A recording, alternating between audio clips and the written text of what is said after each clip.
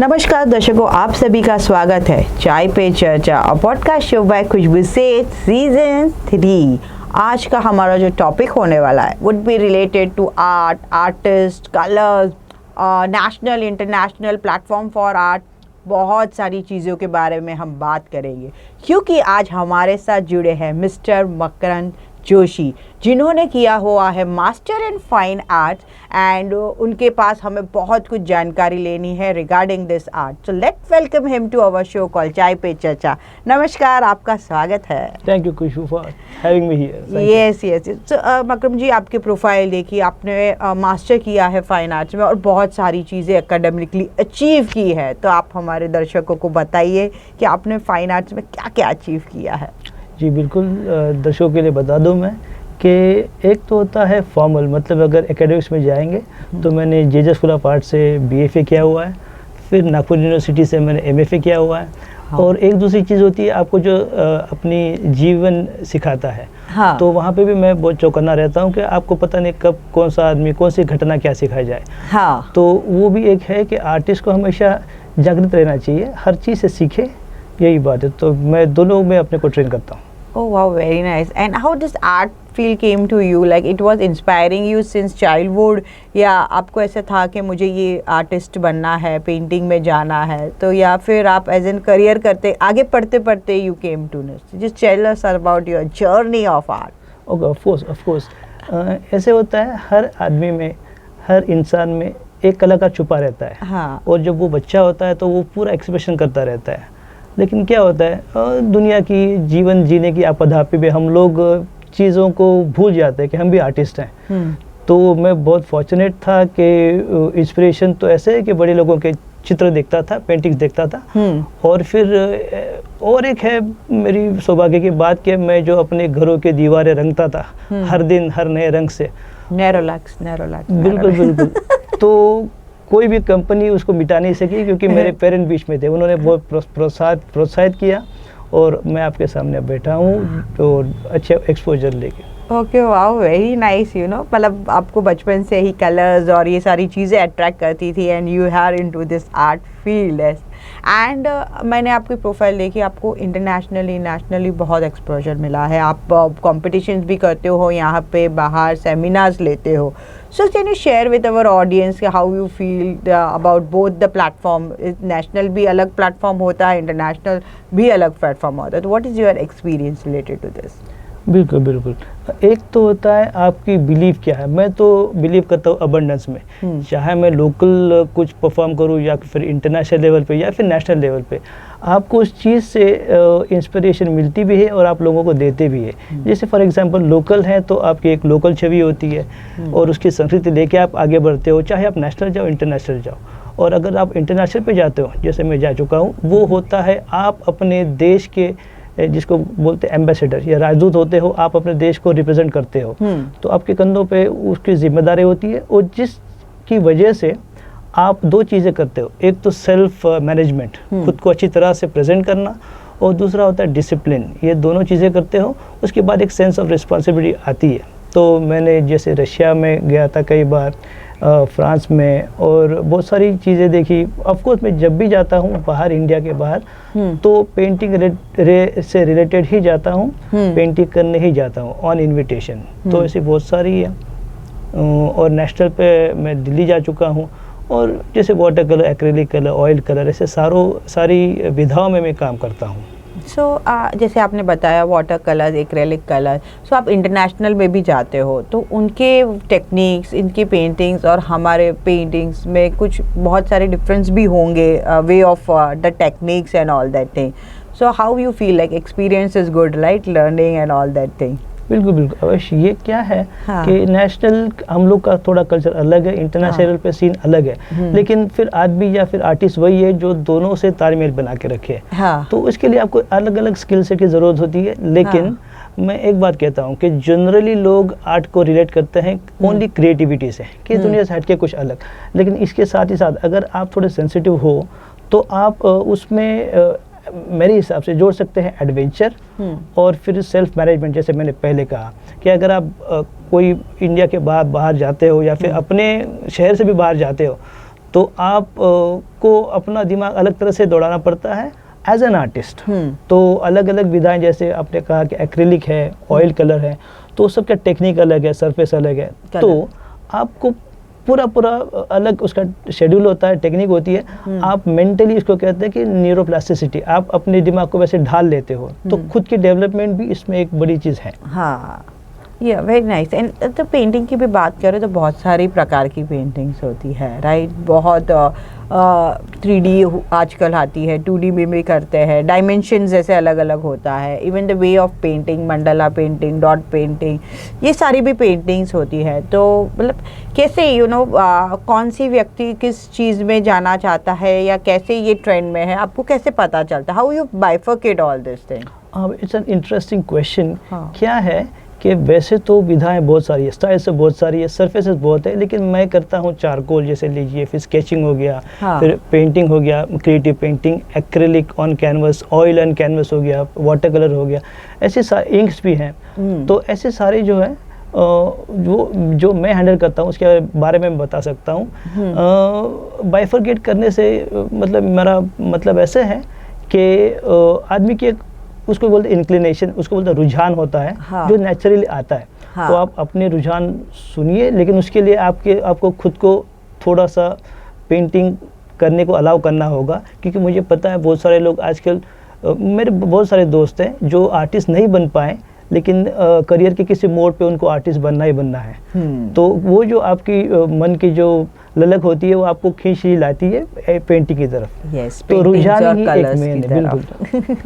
And you have won many awards related, many competitions भी आपने जज किया हुआ है, आप करते भी हो, ऑनलाइन भी करते हो सेमिनार्स एंड ये सारी चीज़ें। तो जो ऑनलाइन सेमिनार्स होती है तो कैसे आर्ट ऐसी चीज़ है आप सामने बैठ के किसी इंसान को समझा सकते हो, but now the social media, ये प्लेटफॉर्म आ गया है, ऑनलाइन का जरिया आ गया है। So how to teach art through them in this online seminars? It is difficult, it is challenging for you, or how you proceed to this? Okay, some part of what you said is true, some part is more true. So ये बात तो है कि digital एक platform है, उसको हम नकार नहीं सकते, वो तो इम्पोर्टेंट है ही है आजकल के ज़माने में। और पेंटिंग में भी है। हालांकि पेंटिंग ऐसी चीज़ है, लोग समझते हैं कि बस ऑफलाइन ही करनी चाहिए, लेकिन जब ऑनलाइन का ज़माना है तो क्यों नहीं। लेकिन ये बात भी सही है कि आप पेंटिंग को इस नज़र से भी देख सकते हैं। एक बार आपने वो चीज़ सीख ली तो आजकल जो बहुत इंपॉर्टेंट चीज़ चल रही है कि हर आदमी का, छोटे बच्चों से लेकर बड़ों तक, प्रोफेशनल लोगों का एक प्रॉब्लम है कि आपकी स्क्रीन टाइम बहुत ज़्यादा हो जाती है। तो ये एक ऐसी एक्टिविटी है जिसको आप एक बार सीख लें तो आपका स्क्रीन टाइम भी घट जाएगा, क्योंकि आप पेंटिंग कर रहे हो, आप कोई डिजिटल पेंटिंग नहीं कर रहे हो, वो भी अच्छी चीज़ है। लेकिन अगर आपको स्क्रीन टाइम से उसको रिड्यूस करना है तो उसको आप इस तरीके से भी देख सकते हो। प्लस उसमें आप स्क्रीन टाइम तो कंप्लीट कम हो रहा है, उसके साथ ये हो रहा है कि आप अपने खुद से जुड़ रहे हो, आप और आपकी क्रिएटिविटी, बीच में कोई भी नहीं है। ये चीज़ आजकल के ज़माने में बहुत कम है, तो इसलिए लोगों को फिर से आर्टिस्ट बनना चाहिए, जिनको सीखना चाहिए, वो सीखने की इच्छा है, उनको मैं वेलकम करता हूँ। और ये चीज़ ऐसी भी है कि कैसे है कि डिजिटल इम्पॉर्टेंट हो गया, फॉर अभी आप इंटरनेशनल में भी लेते होगे तो वहाँ पे भी आप हर जगह पे जाना पॉसिबल नहीं हो पाता, तो इंटरनेशनल सेमिनार्स भी आपको लेने पड़ते होंगे ऑनलाइन में। तो वो जो ऑनलाइन है, तो अभी जैसे after covid it has been more easier, you can say कि to explain people through this, पहले भी था या आफ्टर दिस कोविड ही आपका ये ऑनलाइन सेशंस वगैरह सेमिनार्स होता है?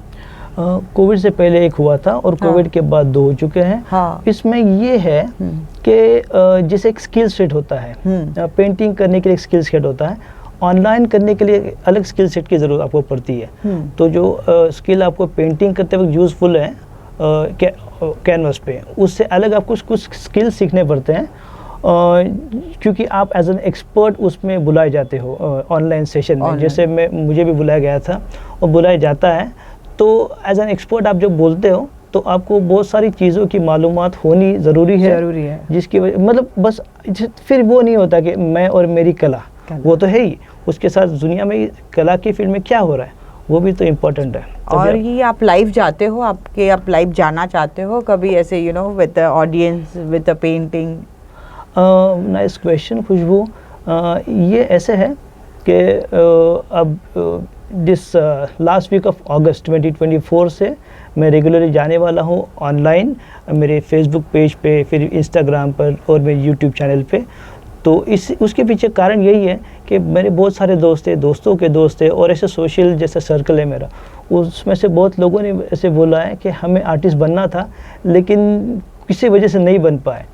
तो उन सभी के लिए मैं अपील कर रहा हूँ आपके माध्यम से, आपके प्रोग्राम के और चैनल के थ्रू, कि मैं जाऊँगा लाइव अगस्त के एंड से 2024 से, और आप ज़रूर मेरे से जुड़ सकते हैं। इसकी डिटेल्स आपको डिस्क्रिप्शन में मिल जाएगी कि कभी से वो लाइन जाने वाले हैं, कौन से प्लेटफॉर्म में जाने वाले हैं, कौन से आईडी में जाने वाले हैं। And what share us about your awards, as you have got many awards, आपको बहुत इंटरनेशनली नेशनली अवार्ड मिले हैं। जी बिल्कुल बिल्कुल। जो आदमी मेहनत करता है तो उसका सम्मान तो होता ही है। तो मैं मानता हूँ सम्मान आदमी का होने से ज़्यादा सम्मान उसके काम का होता है। तो काम को नमन करते हुए मैं बोलता चाहता हूँ कि जैसे लास्ट ईयर मुझे मिली थी embassy of India Jordan Amman से मुझे बेस्ट इंडियन आर्टिस्ट का अवार्ड मिला था। Very nice. और वो था एक मेरा पोर्ट्रेट पेंटिंग। और बाकी तो मैं जाता रहता हूँ रशिया में, वहाँ पे तो प्लेन एयर, मतलब आप लोकेशन के ऊपर जाकर पेंटिंग करो। एक तो होते हैं आर्टिस्ट जो अपने घर में बैठ के करते हैं, लेकिन अगर आपको पेंटिंग का और ज़्यादा मज़ा लेना है और ज़्यादा उसको एक्सप्लोर करना है और ख़ुद को चैलेंज करना है, तो सेल्फ डेवलपमेंट के लिए भी बहुत अच्छी बात है कि आप लोगों में जाके, पब्लिक में जाके कुछ पेंटिंग करें। जैसे मैं रशिया गया था, अभी हाल फिलहाल में गया था, और एक बात मैं कह दूं कि मैं वो it was a part of challenging me, testing me. मैं इससे पहले बोलता था कि पेंटिंग मेरी पैशन है, लेकिन फिर मैंने खुद को चैलेंज किया कि अब Russia is at war, Russia में युद्ध चल रहा है, वॉर चल रहा है, तो क्या मैं अपनी पैशन के लिए कुछ दिनों के लिए जाके रह सकता हूँ। जिस दुनिया में, जिस देश में वॉर चल रहा है, तो मैं गया और वहाँ पे 32 दिन रहा, और वो भी ऐसी जगह पे जो उसकी वेस्टर्न बॉर्डर है, जहाँ से युद्ध, ये जो वॉर है वो हो रहा है, तो उसके पास में था, ऑलमोस्ट बॉर्डर टच भी किया था। तो अगर हम कहते हैं कि हम पैशनेट हैं, तो आपको उसको खुद को प्रूव करना चाहिए आप कितने पैशनेट हो, आप उसके लिए कितनी खुद को स्ट्रेच कर सकते हो। You can go through कितना जहाँ तक जा सकते हो। बिल्कुल। Very nice, very nice. So what do you think? What's the future of an art? You know, if someone want to pursue, and as you are into this field, so what do you see about the art? Oh, of course, the future is too brighter than ever before. एक तो क्या है कि अभी तो India की economy है world number 4, और भी बढ़ेगी, वर्ल्ड नंबर 3 तक हम जा रहे हैं। और बेसिकली सबसे बड़ी बात है इस मिलेनियम में कि 2020 से हम लोगों ने किया है एंटरप्रेन्योरशिप। बहुत सारे एंटरप्रेन्योर्स आ रहे हैं और पूरी इकोनॉमी अलग हो रही है, चेंज हो रही है। उसमें क्या है कि अगर बहुत सारे लोग अगर विजुअल एंटरप्रेन्योर बने, हर कंपनी के लिए लोगो तो चाहिए, वो तो विजुअल चीज़ है। क्या होता है कि सीईओ बदलते रहते हैं लेकिन लोगो चेंज नहीं होता, तो विजुअल की पावर वो है। और ये तो होगी इसकी बात। दूसरी है कि हमें जो ड्रीम्स आते हैं वो भी आते हैं विजुअल्स में, ना कि टेक्स्ट में। तो अगर फ्यूचर देखें तो बहुत ही ब्राइट है। जैसे मैंने कहा कि अगर आप कोई भी प्रोफेशन में हो, लेकिन आप अगर अपनी अंदर की आवाज़ अगर आपको बुला रही है कि आप पेंटिंग करो, तो एक तो आप सेटिस्फाई हो जाओगे, दूसरी चीज़ उसकी वजह से आप अपनी फील्ड में और अच्छी तरह से परफॉर्म करोगे, प्लस आप और आपकी आर्ट, ये दोनों के बीच में कोई भी नहीं होगा। ऐसी एक ही चीज़ होती है दुनिया में, और हर चीज़ के लिए आपको कोई दूसरे आदमी की ज़रूरत होती है। लेकिन इसलिए मतलब सेल्फ अवेयरनेस के लिए आर्ट इज़ वेरी गुड। ओह वाह, वेरी नाइस। आपके साथ ये सेशन हमें बहुत ही अच्छा लगा, आर्ट के बारे में बहुत सारी जानकारी मिली। Thank you so much. दर्शकों, उनके बारे में और कुछ जानना है तो आप डिस्क्रिप्शन में जाके इनकी डिटेल्स देख सकते हैं। आपको ये सेशन कैसा लगा हमें कमेंट बॉक्स में ज़रूर ड्रॉप अप करना, और अगर आपको ये एपिसोड अच्छा लगा तो लाइक करना बनता है। बाय, मिलते हैं हम अगले हफ्ते। Bye, take care.